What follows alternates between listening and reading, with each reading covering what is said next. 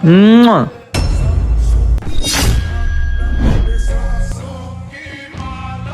ব্যাপার, কে আপনি? আপনি আমার গার্লফ্রেন্ডে কিস করলেন, তা আবার আমার সামনে? আপনার এত বড় সাহস হয়ে গেছে? কে আপনি? হ্যাঁ তাই তো, হুট করে এসে একটা মেয়েকে কিস করলেন, এটার কারণটা কি? আসলে ভাই, বিষয়টা আপনারা যেভাবে ভাবতেছেন তেমন কিছুই না। বাহিরে আমার কিছু ফ্যান সার্কেল আছে, তারা আমার সাথে একটা বাজি ধরছে।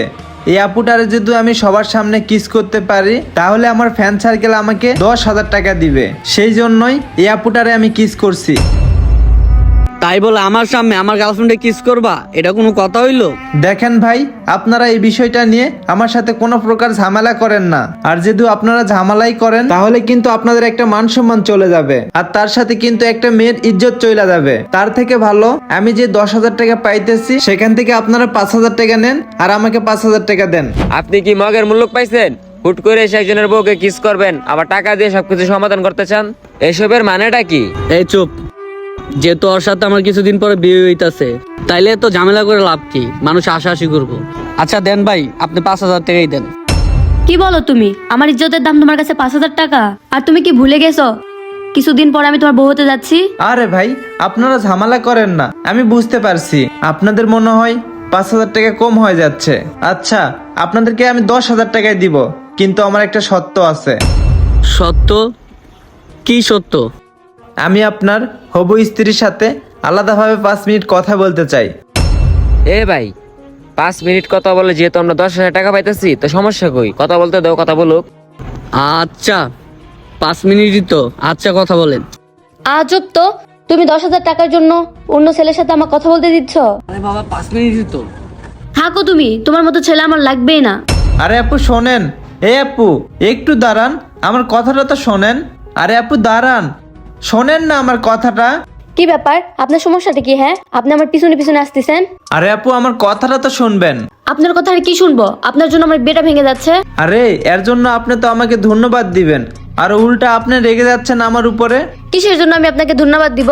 ধন্যবাদের জন্য আপনি কি করছেন? একটা বাটপার ছেলের কাছ থেকে আপনাকে আমি বাঁচাই দিলাম, এটা আমি আপনার উপকার করছি না? বাটপার? ও বাটপার আপনি কিভাবে জানলেন? এর প্রমাণ তো আপনি নিজেই পাইছেন। মাত্র 5,000 টাকার বিনিময়ে আমাকে আপনাকে কিস করতে দিছে, আর মাত্র 10,000 টাকার বিনিময়ে একটা অপরিচিত ছেলের সাথে কথা বলার সুযোগ দিচ্ছে। তাছাড়া আপনি একটা জিনিস খেয়াল করে দেখেন, বিয়ের পরে এর থেকে বড় কিছু যদি অফার পাই তাইলে না জানি আপনার সাথে কি না একটা ঘটে। দেখেন, এমন একটা ছেলেকে বিয়ে করাচ্ছে, না করাই আপনার ভালো না? আর দেখেন আপু, আপনাকে কিস করার মতো আমার কোনো ইচ্ছাই ছিল না, আর আমিও আপনাকে সেভাবে চিনি না। আর আপনার ক্লোজ বান্ধবী আমাকে সবকিছু খুলে বলছে, আর আপনার ওই ক্লোজ বান্ধবীটা আমার কে হয় জানেন? আমার ছোট বোন। আর আমার ছোট বোন ওই ছেলেকে অনেক আগে থেকেই চেনে। ওই ছেলের চরিত্র অনেক আগে থেকেই খারাপ, আর আমার বোন বলছিল তোমাকে একটু হেল্প করতে, সেজন্যই আমি তোমাকে হেল্প করতে আসছিলাম। তাছাড়াও আমার বোন ফ্যামিলির বাইরে ওইভাবে কারোর সাথে যোগাযোগ করতে পারে না, আর এই জন্যই আপনাকে এসে আমি ছাড়াই দিলাম। তাছাড়া আপনি কাকে বিয়ে করবেন না বিয়ে করবেন এইটা আপনার একান্ত বিষয়। ঠিক আছে আপু, আমি চললাম, আর সাবধানে থাকেন, যা করবেন ভেবেচিন্তে কইরেন।